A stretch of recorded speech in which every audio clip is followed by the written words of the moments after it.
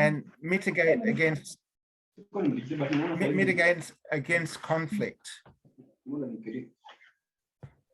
My family and I moved to Niger Republic in West Africa in 1980, and the landscape that confronted us was in a state of ecological collapse.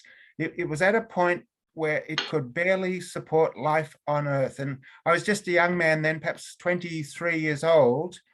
In my lifetime, this had gone from a dry land, biodiverse forest with wildlife, with trees, with patches of farmland providing for the people. So in just 2 short decades, it was reduced to this, partly as a result of climate change, but also wide-scale deforestation. As the population grew, they cleared more land for farming, and it had a devastating effect. So what we saw, what we witnessed, was increasing frequency and severity of drought. Even in the years when it did rain, because the habitat, the natural biodiversity had been removed, there would be explosions of different types of pests and insect pests. Wind speeds of up to 70 kilometers per hour. Soil surface temperatures of 60 degrees Celsius. So this was a very, very hostile environment for growing food or anything in. And people regularly experienced hunger, and because of that hunger, out-migration. In my mind, if deforestation was one of the root causes of these problems, then we needed to get trees back in that landscape. And I used the method, the only method that I knew how. Conventional reforestation involves raising seedlings in a nursery and planting them out. And we tried everything. I read widely, I consulted the experts, I experimented with different methods. Nothing worked in an economically sustainable or satisfying way. 80% of those trees died. Because of the harsh conditions, because of the goats, sometimes because of the people themselves. And as a young man, I think I was very frustrated. I was angry. I was ready to give up and go home. One day I was driving to the villages and I had a truckload of trees on the vehicle. And it was one of those days when it really would have been easy to give up and go home. Nothing was working. And I'd stopped to reduce the air pressure. It's very sandy soil. And in order to not get bogged, you need to have a lower air pressure. And looking in every direction, north, south, east, west, barely a tree in sight. And the brain cogs were turning over. How many $1 million would it take? How many decades? How many hundred staff would it take using these methods to have even a small impact on this vast barren landscape? And I knew it was a waste of time and money. And I tried everything else. I guess in the end, for me personally, it was an answer to prayer. I'd been traveling on this track for 2.5 years, eyes open, but totally blind to what had been all around me the whole time. And on this particular day, this bush, what I thought was a desert bush, caught my attention. And I took the trouble to walk over and take a closer look. And of course, the leaf of most species is a signature. It tells you what species that is. Immediately, when I saw the shape of the leaf, I realized it's not a bush, it's not a weed, it's a tree. And if you brush the sand away, you can see the stump. It's been cut down. And from my travels, I knew there were millions of these emerging trees across that landscape, but they never had a chance to regrow into trees. They were regularly slashed, grazed, plowed over, and sometimes burnt. But in that instant, for me, everything changed. I wasn't fighting the Sahara Desert. It wasn't the matter of having a multi-million-dollar budget or a miracle species of tree that could withstand goats and drought and so on.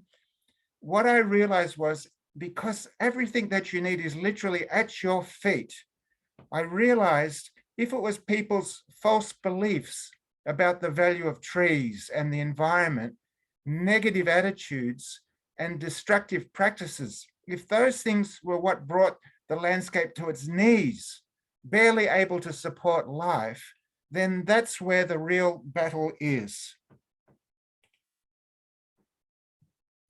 I call it the underground forest because if we had special vision and we could see beneath the surface of the land, we would quickly realize that once you cut a tree down, for most species, it's not the end of the tree's life.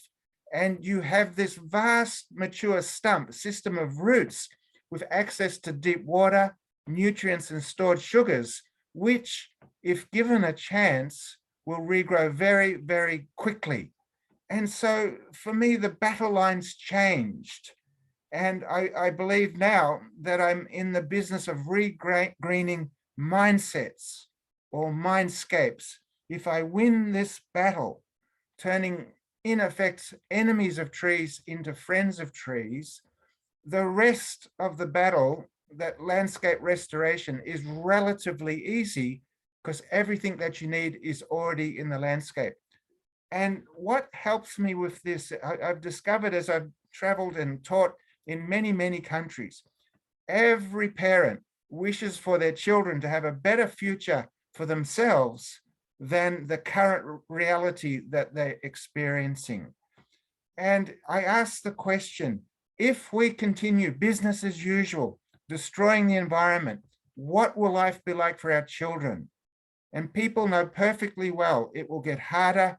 In fact, it will become impossible in the end if they continue. And that's my starting point. Can we go on a journey together and see if we can reverse this trend? So the method itself is very, very simple.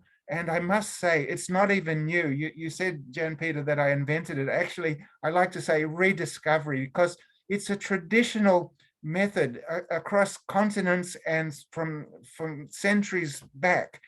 Various cultures in various places have practiced one form or another of FMNR. The technical term is simply coppicing. And so when you cut a tree down, there will be a profusion of regrowth, many, many new stems coming up. And if we did nothing, perhaps after a decade or 2 decades, eventually one of those stems will dominate and it could become a tree again. However, there's such dense competition. If we remove the weak ones, the crooked ones, the sick ones, and select up to 5 of the best, the tallest, most robust ones, then we can greatly speed up this process. So all FMNR involves is select the stumps that you want to regrow, thin the excess shoots that are growing, remove some of the lower side branches, and then protect that growth from fire, from livestock, from theft. That's all it is. Embarrassingly simple, but no reason to be ashamed because it works. It works at scale, at very low cost, and it works rapidly. In fact, in Niger Republic, after the first few years, this method spread across the landscape at a rate of 250,000 hectares per year for 20 years. And after that period, there were some 5 million hectares with an average tree density of 40 trees per hectare, 200 million trees without planting a single one, simply changing the attitude, the mindset, which led to changed behavior. And you can see there the most recent photo, 2017. This is long, long, long after any project intervention, any financial support. It's become a normal farming practice to integrate trees and crops, trees and livestock, agroforestry in other words, without government support, without non-government organization, ongoing intervention. And those landscapes have been transformed. Many of these trees are nitrogen fixing, so they're fertilizing the soil, they reduce the wind speeds, they provide fuel wood, fodder, Some farmers are now able to keep beehives and so on. So it's made for a beautiful agroforestry landscape that's highly productive, certainly in comparison to what it was.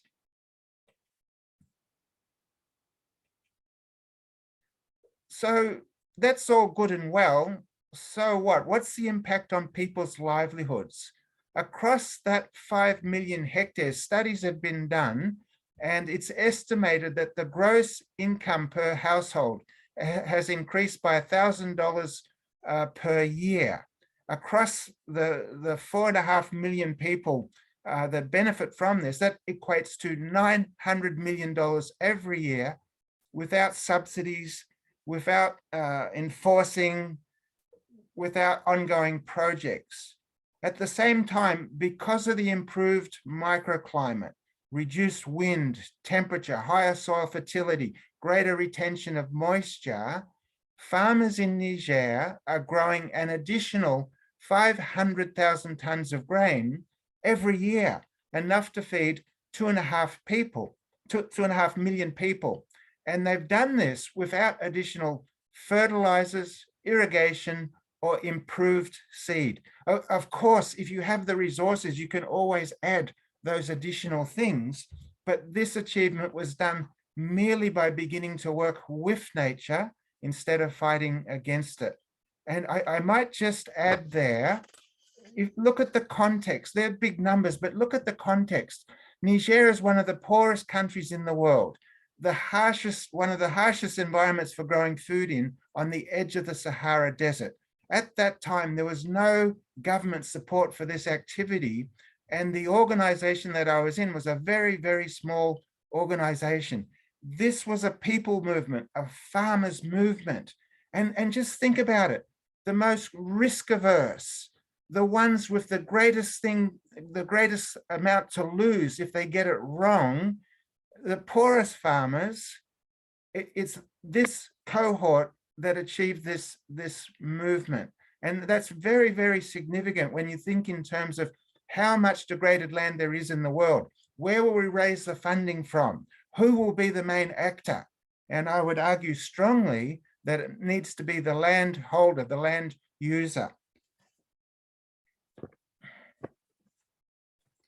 This World Bank study, it's a simulation, a modeling study. And what they found was when FMNR is added to other technologies, such as conservation agriculture, it projected that the number of poor, drought-affected people living in the dry lands of East and West Africa in 2030. So it's a projection.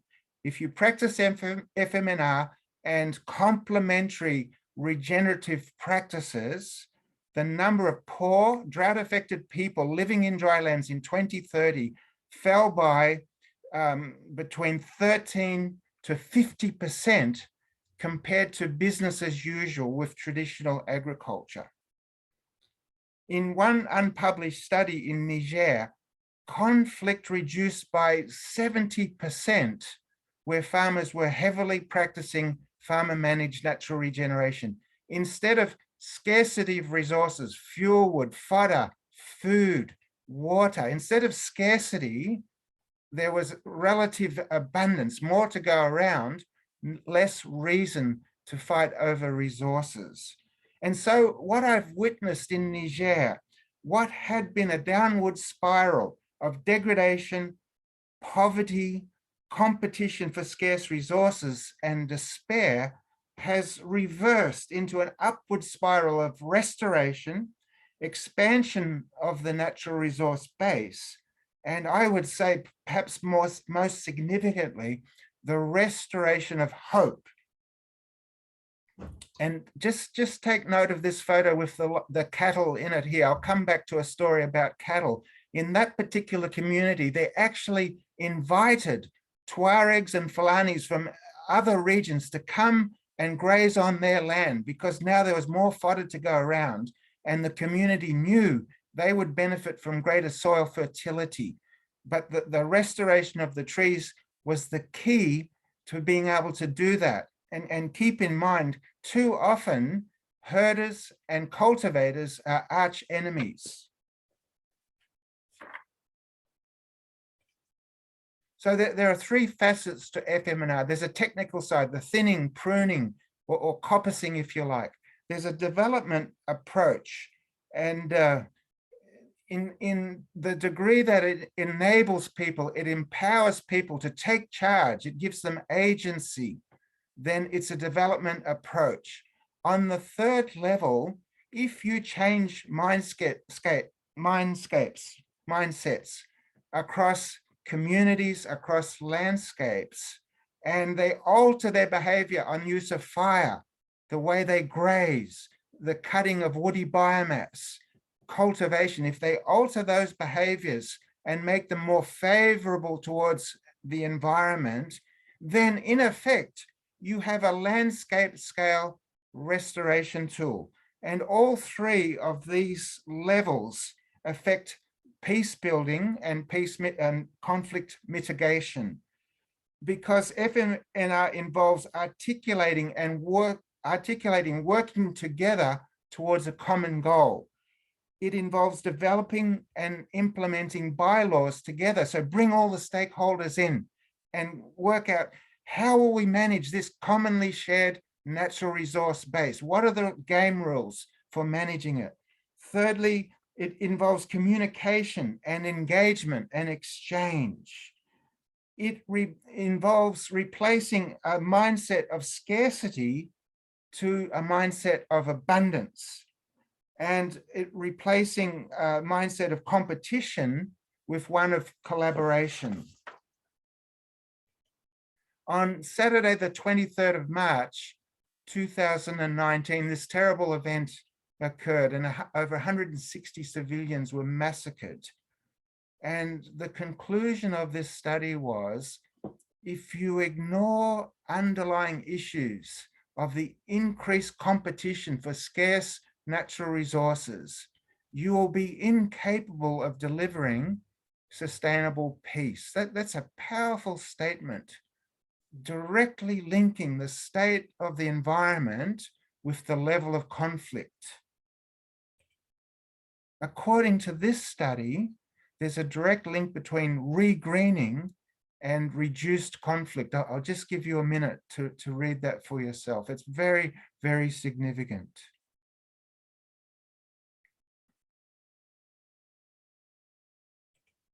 I'd just like to share some examples from my own experience with FMNR in various countries. This example is from Ghana, and recall that photo of the livestock in the fields. And the farmer saying, humiliation was our daily fare. People hurled insults at us. Herders and cultivators were at loggerheads with each other. And there's this fierce competition for grazing. And at times, the herders would push their animals into the fields. This happened in Niger one time, not long before I left the country.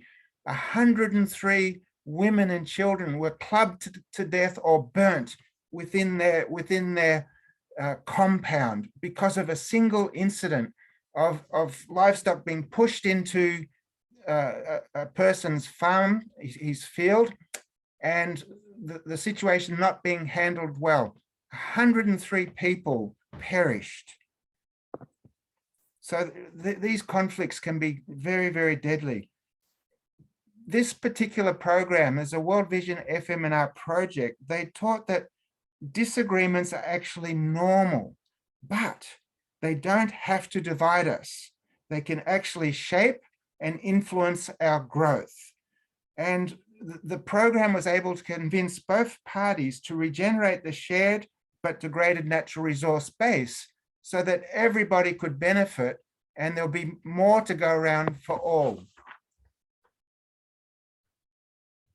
He went on to say, since implementing this restoration program, we now are glad to have an abundance of fodder. We can more easily move our cattle to graze without destroying crops and getting into quarrels. Incomes from the sale of cattle have increased tremendously as the fodder has helped to increase the size of our animals that we now take to market. This example comes from Rwanda. And again, an FMNR project that also included tree planting was initiated in 1994, when word came that, so during the genocide, when word came that the soldiers were approaching, Alice and her family fled into the swamp. Emmanuel was also from that village. He was from a different ethnic group, and he was forced by the soldiers to follow and to kill the people in the swamp. In the dark, Emmanuel slashed at Alice's arm. You can see she's missing her hand there, cutting off her hand and instantly killing her 9-month-old baby. Now, fast forward to 2015, when this project was implemented. Alice didn't know that it was her own neighbor, Emmanuel, who was her mutilator and her baby's killer. And Emmanuel, as the development group leader, could no longer suppress his remorse, his sense of guilt. And in one of their group meetings one day, he confessed. Alice said, "When Emmanuel confessed, I couldn't believe it. It was too painful, but I knew forgiveness was the only way. When he requested to plant a peace tree in my compound, I knew he had truly repented and wanted reconciliation. I also decided to nurture one in his compound to show that I truly had forgiven him. Each day I look at the tree, and whenever I go to his home to water and weed his tree, it shows that we have truly put the past behind us." And so in this instance, trees have provided a platform to address conflict vulnerability of the people. Alice and Emmanuel have chosen to change their story and manage the dynamics causing violent conflict. As boldly as their trees stand in the heat, nurturing the earth and its people, they too chose to boldly recreate the story of their lives. We're at a very pivotal point in history with climate change. We're seeing, and we can expect more of, extreme events, stronger droughts, floods, extreme storms, and so on. The offshoot of that is it's going to be harder and harder to make a living, to grow food. We'll see more outmigration and, sadly, more conflict over scarce resources. Yet I see enormous potential for restoration to both mitigate and to help adapt against climate change and against those secondary impacts of climate change. Globally, there are at least 1 billion hectares of degraded forest land, which theoretically at least could be restored, and in excess of 2 billion hectares of agricultural and pastoral land that's degraded and could support some level of tree cover, with not only not decreasing crop and animal yield, but actually increasing it because of the improved microclimate. And so I propose, in fact, I declare war on land degradation. Let's stop and reverse land degradation. Let's build peace and mitigate against conflict. I often have the great privilege of revisiting some of these communities that have embraced FMNR. What I see is increased food and income and children back in school. I see greater harmony and reduced outmigration. I see this restoration of hope. And when you think about it, people who are so accustomed to losing everything, of always going without, they feel like hopeless victims of poverty and climate change. And here's this simple technique, accessible to even the poorest farmer. It's giving people agency to create the future that they want for themselves and for their children and for their community. And so I guess my challenge to you is this. With this knowledge, would you commit here, right now, to at least one action that's within your means? Are you a student? Are you a policymaker, an implementer? a community member, perhaps a donor. Commit yourself in writing to one thing that you will do, that you can do, and add a completion date for that action. And I'll just let you read that quote.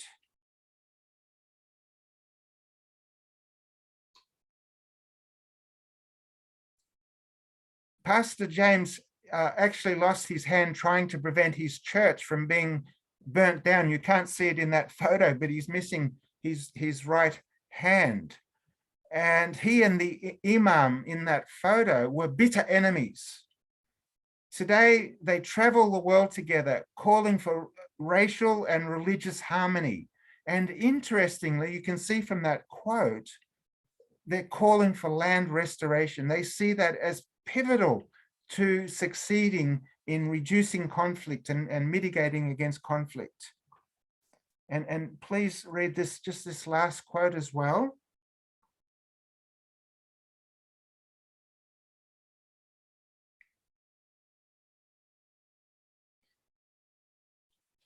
And so again, in effect, without restoring healthy functioning landscapes, our quest for ending conflict is futile. Very, very bold, stark statements, but in my experience, very true. And so just like to finish off, you have the power to create the future that you want to see. Take that one action point that you committed yourself to, and I urge you, go and change the world. Thank you. Thank you so